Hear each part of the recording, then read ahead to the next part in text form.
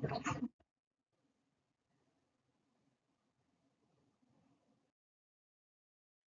afternoon. Today I'll be discussing the critical issue of improving management quality in the Navy. We'll focus on three main areas: ineffective communication, inefficient decision making, and leadership development training. We'll use Cotter's 8-step change module to guide our improvement plan.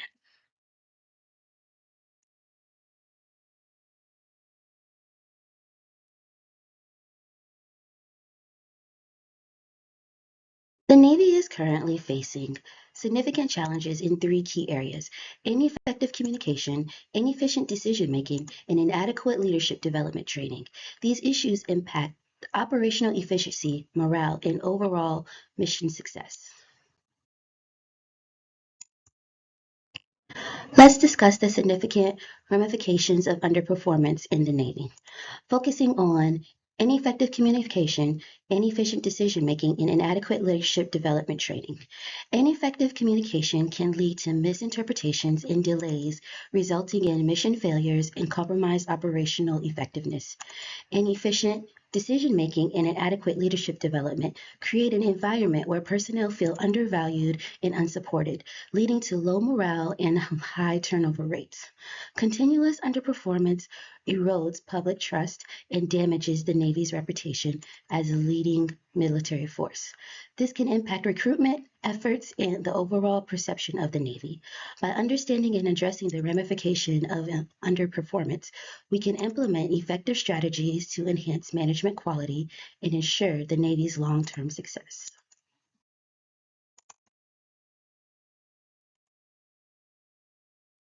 The Navy's current hierarchical structure allows for clear command lines but may create communication bottlenecks and slow decision-making processes. To address these issues, we propose a more matrix structure. This will facilitate better communication and collaboration across different units and levels, improving operational efficiency. Many leading organizations, including successful military units, have adopted similar structures to enhance communication and decision making.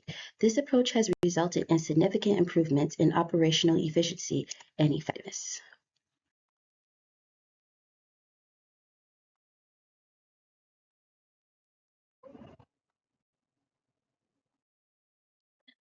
Let's discuss the importance of cultivating a conscious culture within the Navy and its impact on management quality. Conscious culture refers to an organizational environment where values, ethics, and a sense of purpose are deeply embedded in every aspect of operations. It is about being aware of the impact our actions have on others and making decisions that align with our core values.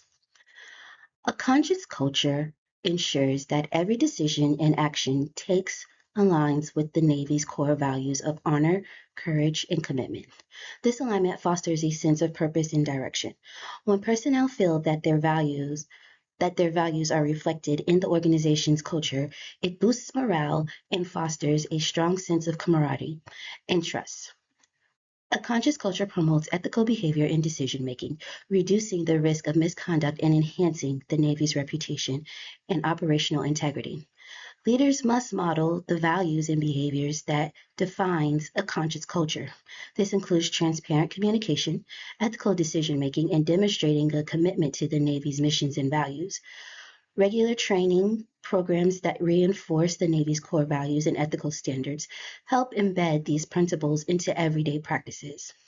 Implementing robust feedback systems allow personnel to voice concerns and suggestions, fostering culture of openness and continuous improvement. To these strategies, we can refer to the academic source and real-life examples. Building conscious cultures in military organizations. This study emphasizes the role of leadership and training in fostering a conscious culture. By fostering conscious culture, we can enhance the quality of management in the Navy, ensure alignment with our core values, and ultimately achieve our mission with integrity and excellence.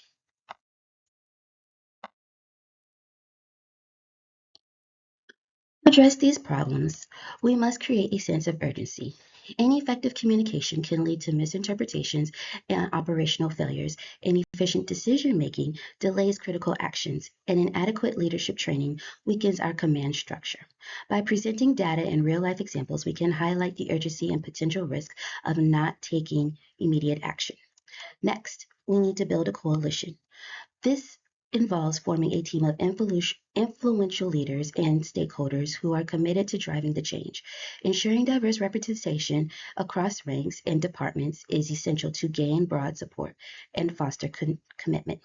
Step 3 is to form a strategic vision and initiative. We need to create a clear vision that addresses the issues of communication, decision making, and leadership training. We'll outline specific steps and goals to achieve this vision, ensuring it aligns with the Navy's overall mission. Enlisting a volunteer army is the fourth step. We need to communicate the vision and its benefits to all personnel to encourage widespread buy-in. By involving everyone through meetings, forums, and communication channels, we can foster a sense of ownership and participation. In step 5, we enable action by removing barriers. This means identifying and eliminating obstacles that hinder effective communication, efficient decision making, and leadership development. Providing necessary resources, streamlining processes, and empowering leaders are crucial steps. Generating short-term wins is crucial to building momentum. We need to set achievable goals and implement quick wins that showcase the benefits of improved communication, decision-making, and leadership training. Celebrating these early successes and recognizing contributions will motivate continued efforts. To sustain acceleration, we must maintain momentum by regularly communicating progress and setting new goals. Quickly addressing any changes that will arise help us keep the change process on track and ensure continued progress. Finally, in step 8, we institute change by embedding the improvements into the Navy's culture and daily practices. Updating policies and training programs will reinforce the new standards communication, decision making, and leadership development, ensuring they last. Now let's discuss some of the potential challenges we may face in implementing the improvement plan and how we plan to manage these challenges effectively. First, we need to acknowledge the challenges we might encounter. Resistance to change. Many personnel may resist changes due to comfort with existing practices and fear of the unknown. Limited sources. Budget constraints and limited availability of resources can hinder the implementation of new initiatives. Existing cultural barriers. The current organizational culture may not readily support the proposed changes, making it difficult to achieve buy-in. To address these challenges, we propose the following steps. Engage stakeholders. Involve key stakeholders from the beginning to ensure they understand the benefits of the change and feel a sense of ownership. Regular communication and involvement will help mitigate resistance. Provide training and support. Offer comprehensive training programs to equip personnel with the skills needed for the change. Providing continuous support will help ease the transition. Foster a culture of openness. Encourage open communication and transparency through the organization. By fostering a culture where feedback is valued and acted upon, we can overcome cultural barriers and build trust. To support these strategies, we can look at a real-life example and the academic source. Change management in military organizations in the Leadership Quarterly. The study highlights the importance of stakeholder engagement in training and successful change initiatives. By recognizing these changes and proactively managing them, we can ensure the successful implementation of our improvement plan, ultimately enhancing the quality of management in the Navy. Now let's discuss the realignment of key subsystems within the Navy to support our improvement plan and enhance management quality. First, we'll identify the key subsystems that need realignment. Communication. Improving channels and methods for effective information flow. Leadership training. Enhancing programs for developing strong and capable leaders. Decision-making processes. Streamlining procedures to facilitate quicker and more informed decisions. Next, we'll outline the specific steps to realign each subsystem. Communication. Implement regular briefings, feedback mechanisms, and digital communication tools to ensure clear and consistent information flow across all levels. Leadership training. Introduce comprehensive training modules, mentorship programs, and continuous evaluation to develop effective leaders. Decision-making processes. Simplify protocols, empower lower-level leaders, and encourage collaboration to streamline decision-making. Finally, let's discuss the expected impact of these changes.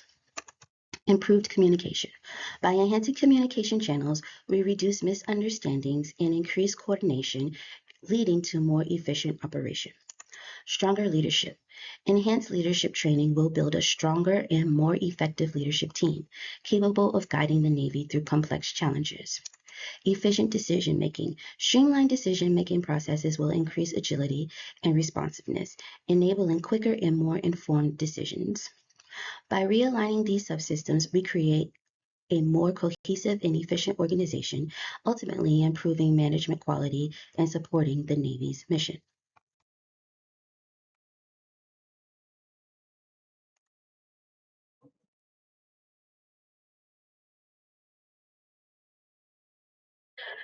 Now let's discuss the lessons we've learned from addressing the Navy's management quality issues and the strategies managers can use to improve organizational structure, culture, and change management. Lessons learned. We've gained several key insights from analyzing the Navy's management quality issues and implementing the improved plan. Effective communication. The importance of clear and effective communication can be overstated. It is critical for operational success and avoiding misunderstandings. Streamline decision making. Simplifying decision making processes leads to quicker and more informed decisions and enhances overall efficiency. Leadership development. Comprehensive leadership training programs are essential for developing strong, capable leaders who can navigate complex challenges. Strategies for the managers. Based on these lessons, here are some strategies that managers can apply to improve their organizations. Foster a culture of openness. Encourage open communication and transparency at all levels of organization. This will help build trust and ensure that everyone is on the same page. Implement continuous training. Invest in ongoing leadership training and mentorship programs. Continuous development ensures that leaders are always equipped to handle new challenges. Empower lower level leaders and promote collaborative environment. This streamlines decision making and leverages diverse perspectives for better outcomes.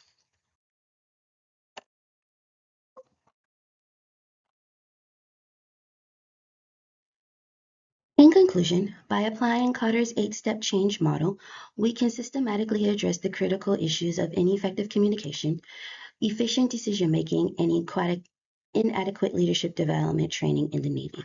The structured approach will enhance management quality, improve operational efficiency, and ultimately contribute to the Navy's long-term success. Thank you for your attention.